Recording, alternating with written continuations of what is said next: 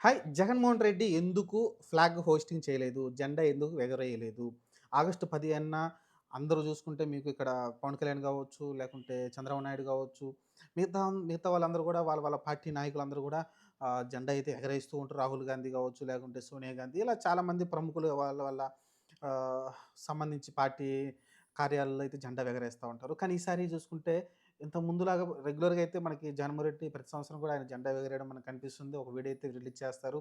అది అమరావతి దగ్గర కావచ్చు, ఎక్కడైనా సరే ఆయనైతే ఉండే ఇంటి దగ్గరైతే ఎగరవేయడం చూస్తాం పార్టీ కార్యాలయం దగ్గర. కానీ ఈ సంవత్సరం అయితే ఎందుకు ఎగరవేయలేదు? పులివెందుల ఓటమి అంత బాధించిందా? నిజంగా పులివెందుల్లో ఎందుకంటే వాళ్ళు ఆల్రెడీ చెప్తున్నారు ఓట్లు రిగ్గింగ్ జరిగింది. దాది అసలకి దాన్ని ఓటమి కిందే చూడకూడదనైతే వాళ్ళు చెప్పుకుంటున్నారు వైసీపీ వాళ్ళు.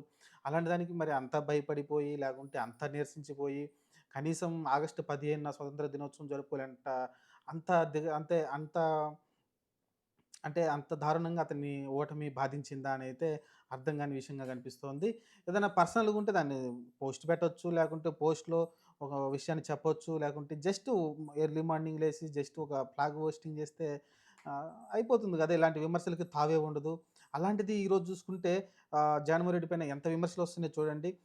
ఒక మాజీ ముఖ్యమంత్రి అందులోనూ ఒక ప్రతిపక్ష నాయకుడుగా 2014లో ఉన్నాడు. ఆహ్, అంతకుముందు గత సంవత్సరం వరకు అతను ముఖ్యమంత్రిగా పనిచేశాడు. అలాంటి వ్యక్తి స్వతంత్ర దినోత్సవం జరుపుకోకపోవడం, జాతీయ జెండాని ఎగరవేయకపోవడం అనేది చాలా విమర్శలకు తావిస్తుంది. ఒక రకంగా చెప్పాలంటే జగన్‌మోహన్ రెడ్డికి చాలా బ్యాడ్ నేమ్ కూడా తీసుకొస్తుంది.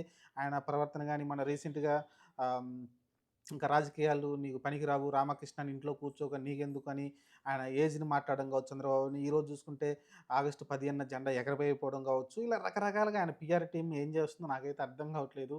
మరీ వరస్ట్‌గా అయితే కనిపిస్తా ఉంది. ఆ జగన్‌మోహన్ రెడ్డి పీఆర్ టీమ్ అయితే అతను ఏం మాట్లాడాలి, లేకుంటే ఏం పనులు చేయాలనేది క్లారిటీ లేకుండా అయితే వాళ్ళైతే ముందుకు తీసుకెళ్తా ఉన్నారు జగన్‌మోహన్ రెడ్డినైతే. ఇది మరి ఎందుకు జరిగిందో ఏంటనేది ఆయన ఒక స్పష్టత ఇస్తే బావుంటుంది. ఎందుకంటే జాతీయ సంవత్సరానికి ఒక్కసారి వస్తుంది స్వతంత్ర దినోత్సవం. ఖచ్చితంగా ప్రతి రాజకీయ నాయకుడు అసలుకి ఆ రోజు ఉత్సాహంగా పాల్గొంటారు. దానికి సంబంధించి మాట్లాడతారు. లేకుంటే మిగతా విషయాల గురించి మాట్లాడతారు. కాబట్టి అది చాలా ఇంపార్టెంటు. మన దేశానికి చాలా గర్వకారణమైన స్వతంత్ర దినోత్సవాన్ని ప్రతి రాజకీయ నాయకుడు తను చేయాలనుకుంటాడు. వచ్చి ఫ్లాగ్ హోస్టింగ్ చేయాలనుకుంటారు. చాలామంది కోరుకుంటారు కూడా. అలాంటిది జగన్‌మోహన్ రెడ్డి ఇంత సైలెంట్‌గా ఉన్నాడంటే నాకైతే అసలకి ఏం అర్థం కాని విషయంగా ఉంది. ఈ ఆయన ప్రవర్తన చూస్తే.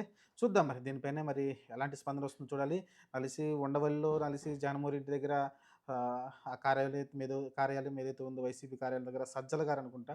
సజ్జల గారు ఫ్లాగ్ హోస్టింగ్ చేశారనుకుంటాను. చూద్దాం మరి. ఈ పరిణామాలపై మరి మరి ఫ్యూచర్‌లో ఏమైనా స్పందిస్తాడా? లేకుంటే అలా దాన్ని గాలికి అలా వదిలేస్తారో చూడాలి. కాకపోతే దీనైతే అధికార పార్టీ టీడీపీ వాళ్ళైతే చాలా గట్టిగా ట్రోలింగ్ అయితే చేస్తా ఉన్నారు. జగన్‌మోహన్ రెడ్డికి అసలు కనీసం దేశభక్తి కూడా లేదని అయితే మాట్లాడుతా ఉన్నారు. చూద్దాం.